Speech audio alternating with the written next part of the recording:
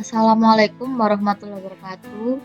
Kenalkan, saya Nikita Dinda Purnamasari, NPM 21010, dan partner saya Khalifat Putri Soliha, NPM 21020. Di sini kami akan mempresentasikan jurnal kami yang berjudul Analisis Simulasi Sistem Dinamik Produksi Keju di PT Kraft menggunakan software Fansim. Dan selanjutnya akan dilanjutkan dengan Selanjutnya yaitu ada abstrak. Perencanaan kapasitas produksi untuk memenuhi permintaan menjadi tantangan bagi perusahaan. Permasalahan persediaan dan tingkat pemenuhan permintaan menjadi isu dalam setiap proses perencanaan sistem produksi di perusahaan. Untuk itu, simulasi sistem dinamik pada PT Kraft sangat dibutuhkan untuk memenuhi permintaan konsumen dengan mengubah kapasitas produksi dengan memanfaatkan tenaga kerja yang dimiliki. Permasalahan yang terjadi pada PT Kraft yaitu banyaknya variabel dalam sistem yang terlibat dalam perencanaan kapasitas produksi. Metode simulasi yang digunakan adalah simulasi dengan menggunakan software Fansim. Dari hasil verifikasi dan validasi dalam mengatasi permasalahan ini, maka dapat direkomendasikan skenario 3 dengan monitoring stok barang yang dimiliki secara berkala. Pemantauan secara berkala dapat membantu mengetahui keadaan terkini dari stok barang yang dimiliki. Dari uraian tersebut didapatkan hasil output ketersediaan keju untuk tahun 2023 sebesar 3.000 ton, pada tahun 2024 sebesar 2.160 ton, pada tahun 2025 sebesar 1.770 ton, pada tahun 2026 sebesar 1.830 ton, pada tahun 2027 sebesar 2.340 ton, dan pada tahun 2028 sebesar 3.300 ton, di mana hasil ketersediaan tersebut memiliki selisih yang tidak jauh dari jumlah permintaan pelanggan, sehingga dipilihlah skenario 3 sebagai skenario yang terbaik.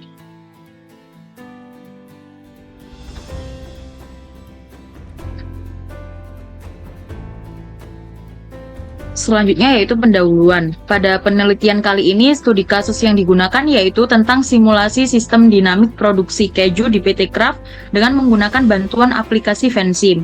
PT Kraft merupakan salah satu produsen terbesar dalam memproduksi keju. Perusahaan ini menerapkan produksi make to stock dengan permintaan konsumen yang fluktuatif tidak menentu. Dengan kemampuan yang dimiliki, perusahaan tidak setiap bulannya dapat memenuhi permintaan dan kemudian menghasilkan order backlog. PT Kraft ini berusaha untuk memenuhi permintaan pelanggan dengan mengubah kapasitas produksi dengan memanfaatkan tenaga kerja yang dimiliki. Permasalahan yang terjadi pada PT Kraft yaitu banyaknya variabel dalam sistem yang terlibat dalam perencanaan kapasitas produksi. Dengan adanya interaksi antar variabel di dalam sistem, maka langkah awal untuk menyelesaikan permasalahan ini adalah diusulkannya untuk membuat model dan simulasi sistem dinamik dengan menggunakan beberapa skenario agar didapatkan jumlah kapasitas produksi sehingga dapat memenuhi permintaan para konsumen. Secara umum, informasi diartikan sebagai hasil dari pengolahan data dalam suatu bentuk yang lebih berarti atau lebih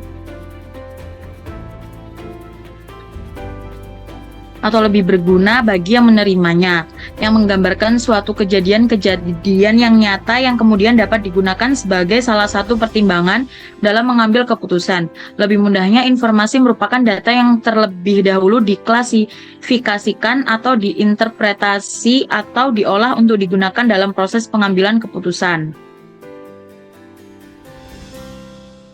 Selanjutnya ada metodologi penelitian. Yang pertama yaitu tahap pengumpulan data. Metode pengumpulan data yang dikumpulkan terdiri dari data primer yang diolah dari melakukan observasi langsung di PT Kraft dan data sekunder yang didapat melalui data histori PT Kraft yang berupa variabel-variabel untuk mengetahui informasi tentang keadaan pada PT Kraft yang dapat dijadikan sebagai data pengolahan dalam studi kasus analisis sistem dinamik untuk memenuhi ketersediaan bahan baku keju di PT Kraft. Data-data yang dibutuhkan itu adalah ketersediaan bahan baku keju. Yang kedua yaitu ada causal loop diagram, dan berikut ini adalah gambar causal loop diagram dari simulasi sistem dinamik produksi keju di PT Kraft. Selanjutnya ada tahap pengolahan data. Nah, pada penelitian ini metode pengolahan data yang digunakan adalah dengan menggunakan software Fansim. Dari data yang telah didapatkan, maka diperoleh perumusan masalah yang dihadapi dan bagaimana mengambil keputusan dengan memanfaatkan data yang tersedia. Berikut ini adalah langkah-langkah penyelesaian masalah. Yang pertama yaitu ada mulai, kemudian studi pustaka dan juga studi lapangan. Selanjutnya ada perumusan masalah dan penetapan batasan masalah, tujuan penelitian dan manfaat penelitian. Selanjutnya yaitu ada pengumpulan data berupa data ketersediaan bahan baku keju dan dilanjutkan dengan pengolahan data menggunakan software Vensim. Selanjutnya yaitu verifikasi dan dilanjutkan dengan validasi, kemudian hasil dan pembahasan, kesimpulan dan saran, dan selesai.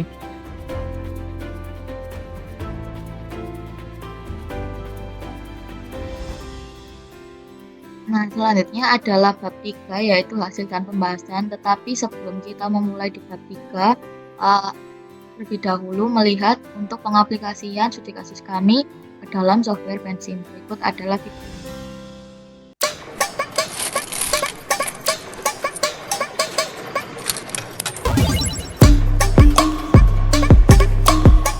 Ini adalah tutorial cara penggunaan software Vensim untuk pengaplikasian sistem dinamis pada studi kasus kami. Yang pertama adalah kita klik new model dengan inisial time-nya yaitu pada tahun sekarang yaitu 2023 dan final time-nya yaitu 5 tahun ke depan dari 2028. Dengan time step-nya tetap 1, lalu unit for time-nya kita ganti ke year seperti ini, lalu oke. Nah, lalu kita langkah pertama adalah membuat causal loop diagram. Yang pertama kita klik variabel, lalu di sini kita tulis ketersediaan bahan baku keju. Nah, di mana permintaan bahan baku keju ini akan dipengaruhi oleh jumlah permintaan, lalu produksi keju, dan juga produk lokal. Dimana masing-masing ini mereka juga memiliki faktor yang mempengaruhi. Seperti produksi keju ini ada seperti penggunaan teknologi modern. Lalu selanjutnya ada kualitas bahan baku, susu, segar. Lalu selanjutnya ada peningkatan kinerja kerja. Untuk ini kita bisa move supaya tidak dempetan dengan cara move atau size di sini. Nah, ini kita kasih lagi yang di sini ada jumlah permintaan, ini berarti ada presentase peningkatan dan juga presentase penurunan. Seperti ini. Nah, untuk produk gagal ini dia juga mempunyai beberapa faktor. Yang pertama adalah suhu dalam pembuatan keju ini terlalu rendah atau tidak pas.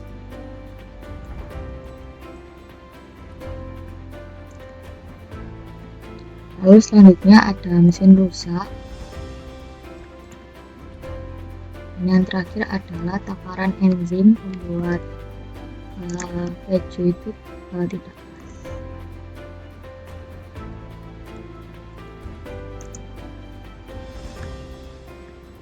Nah, seperti ini.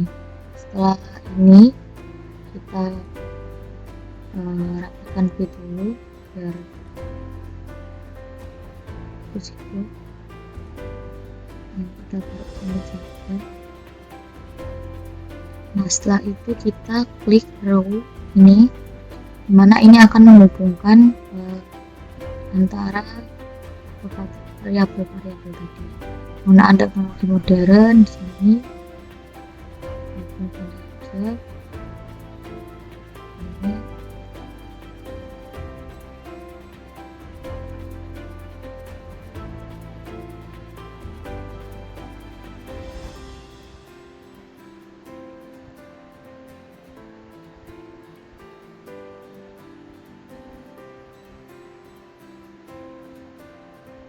Nah, lalu kita akan membuat hubungan sebab-akibatnya. Di sini kan ada jumlah permintaan, berarti persentase peningkatan di sini kita klik plus karena dia naik. Nah, di sini kita klik negatif. Nah, untuk 3 faktor ini kan berarti dia itu menambah dari produksi keju, berarti kita klik plus semua untuk 3 faktor produksi keju ini.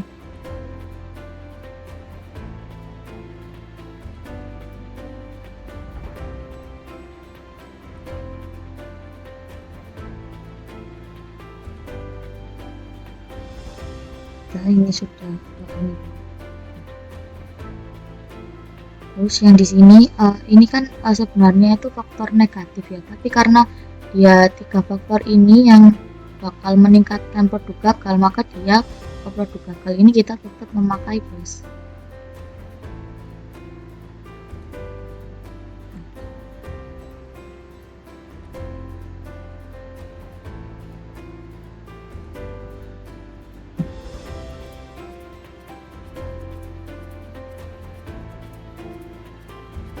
Nah, untuk produk gagal produksi keju, berarti ini kan dia kan negatif, maka kita menggunakan negatif.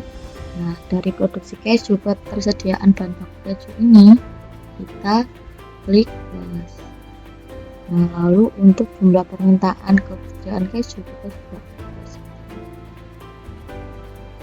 Nah, sudah berarti hubungannya negatif, positif, positif. Kita lihat apakah sudah hubungan akibatnya di sini. Nah, ketika sudah berarti kita akan lanjut ke pembuatan struktur diagram. Di sini kita tidak usah hapus, kita ke new model saja. Sebelum itu kita dahulu biar kita ulang. Setelah mau di mana?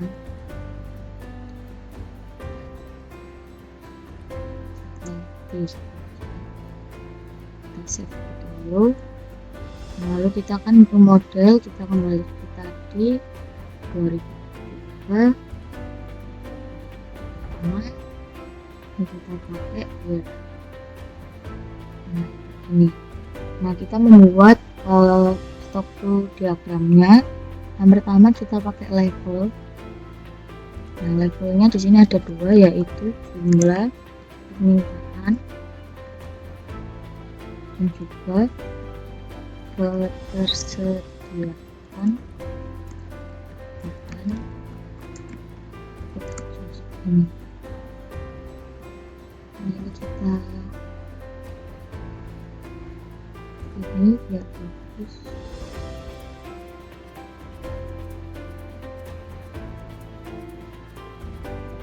Nah, lalu kita hubungkan dengan menggunakan reach ini. Kita di sini adalah namanya permintaan,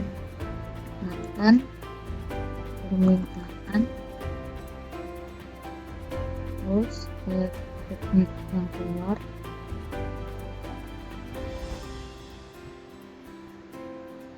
Di sini berarti penurunan permintaan ini. Lalu untuk yang kesediaan bahan baku di sini ada produksi keju,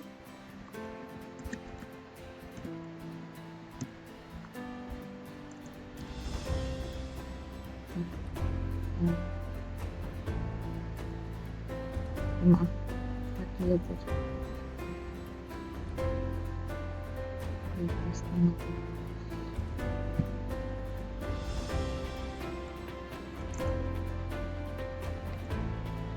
nah, terus yang kedua ini kita produk gagal.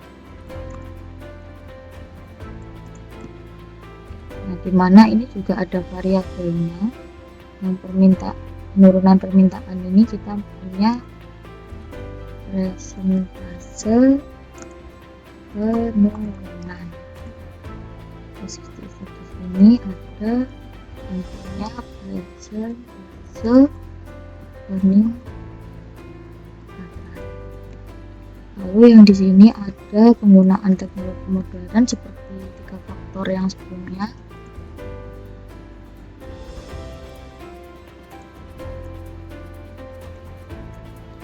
Lalu ada kualitas bahan baku.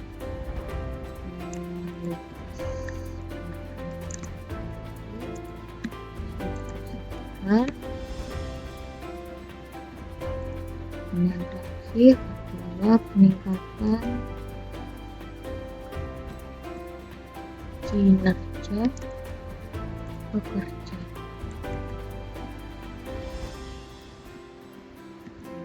Ini untuk yang di produk gagal tadi ada suhu terlalu rendah,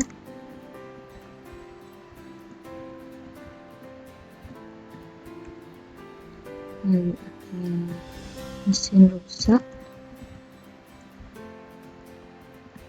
yang terakhir adalah takaran enzim yang tidak.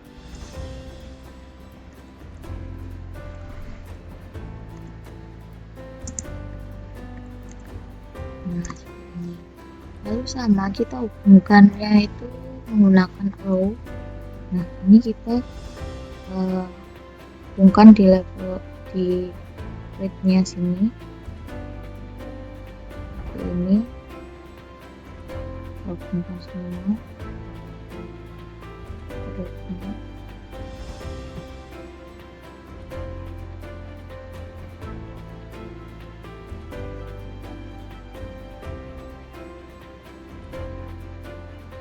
Nah, lalu juga sini. Nah, seperti ini. Nah, setelah kita membuat workflow diagramnya, selanjutnya kita akan memasukkan equation-nya. Di sini kita memakai fx ini, equation. Nah, yang pertama kita adalah persentase peningkatan. Persentase peningkatan ini kita beri nilai 0,5. Lalu untuk persentase penurunan kita pakai 0,9. Dilanjutkan dengan persentase peningkatan kita klik, lalu kita kalikan dengan 1500. Pun juga penurunan permintaan sama, kita pakai persentase penurunan, lalu kita kalikan dengan 1500. Nah, lalu lanjut ke penggunaan teknologi modern. Nah, kita 0,5 kali dengan 3000, lalu 3 kali dengan 2000, lalu 0,2 kali dengan 3000.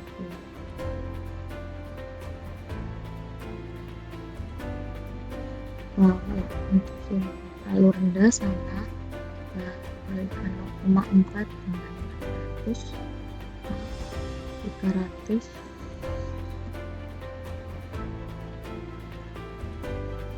Lalu untuk mesin rusak 0,6 kali 300. Lalu untuk enzim 0,8 kita kalikan juga dengan 300. Jadi 0,4. Nah, setelah itu kita di keju ini kita tambahkan semua ini. Oke, begitupun juga dengan produk gagal. Nah, yang masih rendah tambah dengan tekanan. Nah, selanjutnya kita beri jumlah permintaan. Di sini peningkatan permintaan kita kurang dengan pengenaan permintaan. Inisial value-nya kita beri 3000, lalu OK. Lalu untuk ketersediaan bahan baku keju, di sini kita ada produksi gagal. Di sini kita ada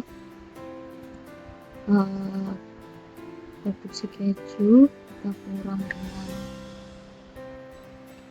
produk gagal, lalu kita kurang dengan jumlah permintaan. Di sini kita sama saja yaitu 3000, lalu OK. Lalu kita Ctrl A, kita simulate. lalu kita klik Ctrl A lagi, lalu kita bisa melihat tabel di sini. Ini adalah hasil tabel untuk simulasi skenario yang pertama. Lalu kita juga bisa melihat grafiknya seperti ini. Nah, lalu kita lanjut untuk membuat IO objeknya atau user interface untuk penggunanya. Caranya sama, tapi untuk yang ada perkaliannya kita hapus lebih dahulu. Jadi ini kita hapus.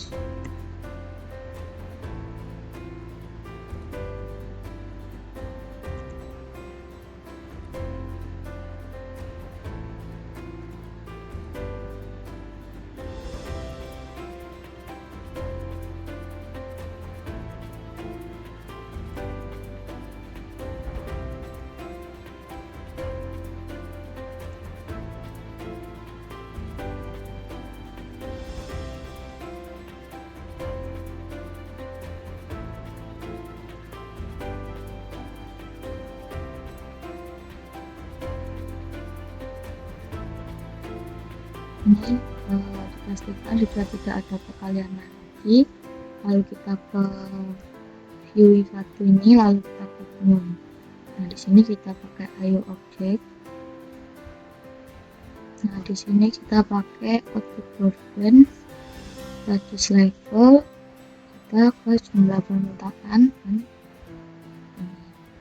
lalu kita ke grafik.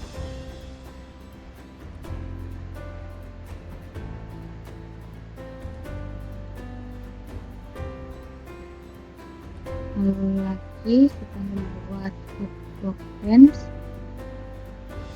lalu ketersediaan dan baju basic kita ke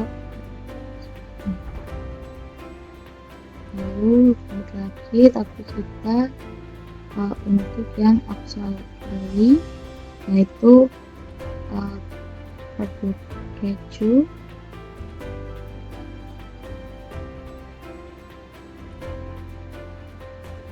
dan juga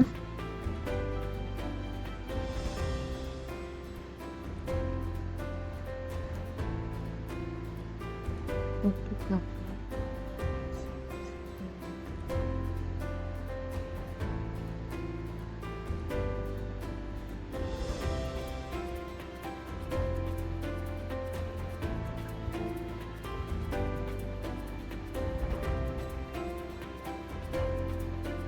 Nah, setelah itu kita buat untuk ini lagi, tapi kita input slider. Di sini kita memakai presentase peningkatan. Nah, di sini kita presentase peningkatan kita 100 dengan 20% seperti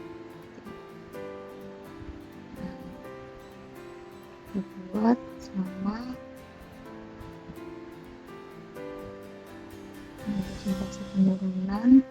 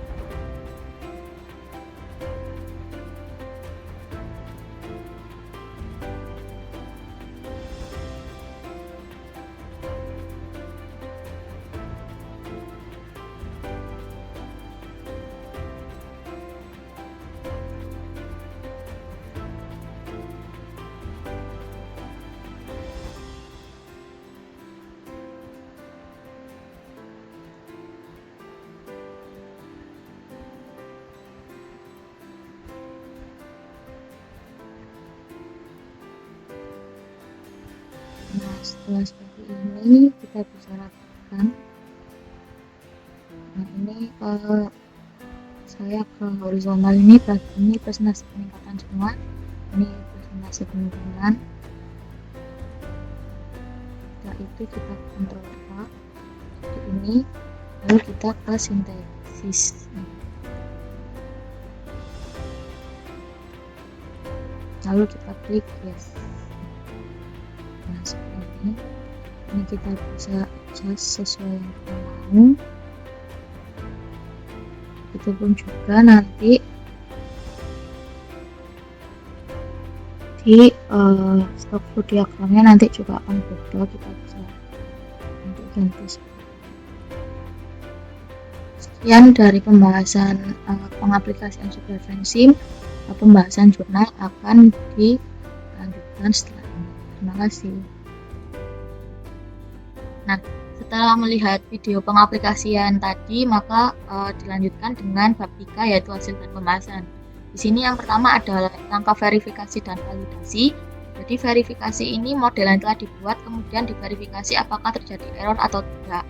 Bila model terjadi error, maka logika simulasi yang dibuat ini belum benar dan harus di-running lagi dengan mengulang pembuatan model awal simulasi. Lalu yang kedua ada validasi, yaitu dilakukan secara statistik dengan membandingkan data empiris sistem nyata dengan output simulasi model. Variabel yang diuji validasinya adalah variabel order rate. Berikut ini adalah validasi model pada software Pensim, di mana kita memakai real system dan juga simulasi sistem. Di sini hasil dari simulasi kita dapatkan dari skenario 1 di ketersediaan bahan baku keju. Lalu kita hitung menggunakan E1, ya rumusnya adalah S bar dikurang A bar per A bar. Di sini adalah simulasi dikurangi rata-rata simulasi dikurangi rata-rata real dibagi dengan rata-rata simulasi, di mana menghasilkan sebesar 6,89%. Lalu untuk yang kedua yaitu standar deviasi untuk simulasi dikurang standar deviasi untuk sistem real dikurang dengan standar deviasi simulasi, menghasilkan nilai 4,25%. Nah, di sini adalah output dari simulasi aktivitas produksi keju di PT Kraft menggunakan software Pensim. Ini adalah stok flow diagramnya. Lalu kita lanjut dengan skenario 1. Di sini ada grafik kesediaan keju, di mana analisanya adalah kesimpulannya ini kesediaan keju pada skenario di tahun 2003 sampai 2004 mengalami sedikit penurunan, tetapi di tahun 2005 sampai 2008 mengalami peningkatan setiap tahunnya. Lalu untuk tabel pet kesediaan keju, yaitu disimpulkan bahwa kesediaan keju pada skenario 1 pada tahun 2003 sebesar 3.000 ton, 2024 sebesar 2.160 ton, pada tahun 2025 sebesar 1.920 ton, pada tahun 2026 sebesar 2.280 ton, pada 2027 sebesar 324 ton, dan pada tahun 2028 sebesar 4.800 ton. Nah, untuk brevet skenario 2, yaitu pada tahun 2003 sampai 2008, kesediaan keju ini tidak dapat memenuhi semua permintaan yang ada karena jumlah permintaan keju dan kesediaan keju ini saling bertentangan. Lalu yang kedua ada tabel pet kesediaan keju. Pada skenario 2 diketahui pada tahun 2023 kesediaan keju sebesar 3.000 ton, 2024 sebesar 2.160 ton, 2025 1.470 ton, 2026 930 ton, 2027 540 ton, dan 2028 sebesar 300 ton. Nah, untuk skenario 3 pada grafiknya ini diketahui dari tahun 2003 sampai tahun 2008 ini permintaan keju ini menurun. Sedangkan untuk kesediaan keju pada tahun 2003 sampai pertengahan 2004 ini mengalami penurunan, lalu dilanjutkan di akhir tahun 2024 sampai tahun 2028 kesediaan keju ini mengalami kenaikan. Nah, untuk tabel petnya untuk skenario 3 diketahui persediaan keju untuk tahun 2023 sebesar 3.000 ton, tahun 2024 sebesar 2.160 ton, pada tahun 2025 1.720 ton, pada tahun 2026 sebesar 1.830 ton, pada tahun 2027 2027 sebesar 2.340 ton dan pada tahun 2028 sebesar 3.300 ton. Lalu dilanjutkan skenario 4 untuk deadline-nya ini diketahui bahwa pada tahun 2023 sampai 2028 ini jumlah permintaan keju berjalan secara konstan. Sedangkan kesediaan keju untuk tahun 2003 sampai 2008 ini mengalami kenaikan permintaan sehingga permintaan ini dapat memenuhi permintaan pelanggan sepanjang tahun. Lalu tabel PET kesediaan keju untuk skenario 4 diketahui pada tahun 2023 sebesar 3.000 ton, 2024 sebesar 4.320 ton, pada tahun 2025 sebesar 6.090 ton, pada tahun 2026 8.310 ton, pada tahun 2027 sebesar 10.980 ton, dan pada tahun 2028 sebesar 14.100 ton. Nah, ini yang ketiga, kita juga membuat user interface yang fungsinya untuk memudahkan pengguna untuk mengadjust kebutuhan yang dia mencari tahu informasinya. Nah, ini untuk analisa outputnya ini dari keempat skenario ternyata diketahui dari skenario tadi yang paling baik adalah skenario 3, di mana pada skenario 3 ini diketahui persediaan keju untuk tahun 2023 besar 3 ton, pada tahun 2024 besar 2.160 ton, pada tahun 2025 sebesar 1.710 ton, pada tahun 2026 sebesar 1.830 ton, dan pada tahun 2027 sebesar 2.340 ton, dan pada tahun 2028 sebesar 3.300 ton, di mana jumlah tersebut ini tidak memiliki selisih yang jauh dengan jumlah permintaan pelanggan. Tapi pada tahun 2024 dan 2025 persediaan menurun sehingga tidak dapat memenuhi permintaan pelanggan. Tapi hal ini dapat diterima karena daripada menyimpan stok dan akan menimbulkan beberapa kerugian seperti bertambahnya biaya untuk sewa gudang maupun pegawai manajemen gudang, dan kerugian yang kedua adalah menurunnya kualitas dikarenakan terlalu lama berada di penyimpanan gudang atau expired. Lalu yang kerugian yang ketiga adalah likuiditas usaha yang tidak seimbang karena proporsi aset yang dimiliki tidak seimbang, sehingga dalam mencegah kelebihan stok keju ini, untuk menghindari kerugian, maka perusahaan perlu melakukan monitoring secara bertahap agar tidak terjadi overproduksi. Selanjutnya kesimpulan akan dilanjutkan oleh Pak Mirza. Yang terakhir yaitu adalah kesimpulan. Adapun kesimpulan dari permasalahan ini yaitu hasil output software FanSim ini dapat diketahui bahwa hasil skenario yang direkomendasikan yaitu skenario 3 dengan jumlah ketersediaan keju sebesar 14.400 dan total permintaan sebesar 11.250 ton, karena jumlah ketersediaan keju yang tersedia tidak terlalu banyak di gudang tetapi tetap dapat memenuhi jumlah permintaan dari pelanggan. Hasil dari verifikasi dan validasi didapat bahwa hasil perhitungan antara real system dengan simulasi pada software FanSim ini tidak berbeda secara signifikan, maka hasil dari penelitian ini dapat dikatakan valid. Dilakukannya penelitian dan penyelesaian studi kasus ini dapat disimpulkan sudah mempresentasikan keadaan lapangan serta diharapkan dapat membantu praktikan untuk dapat menerapkan tujuan serta konsep dari software FanSim dalam kehidupan sehari-hari maupun dalam mengembangkan bidang industri. Hal yang perlu dilakukan ke depannya untuk meningkatkan kualitas penelitian itu diharapkan mahasiswa dapat dengan teliti mengolah data agar hasil yang didapatkan itu tepat.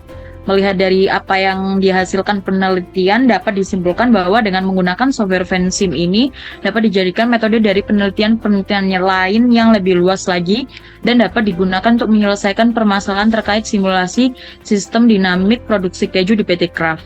Untuk meningkatkan kualitas penelitian diharapkan mahasiswa dapat dengan teliti mengolah data serta lebih bervariatif lagi dalam pencarian data agar hasil yang didapatkan itu tepat dan lebih bervariasi. Jadi sekian presentasi dari kelompok kami, kelompok 58 Lab Simulasi Komputer tahun 23. Apabila ada salah, mohon maaf. Wassalamualaikum warahmatullahi wabarakatuh.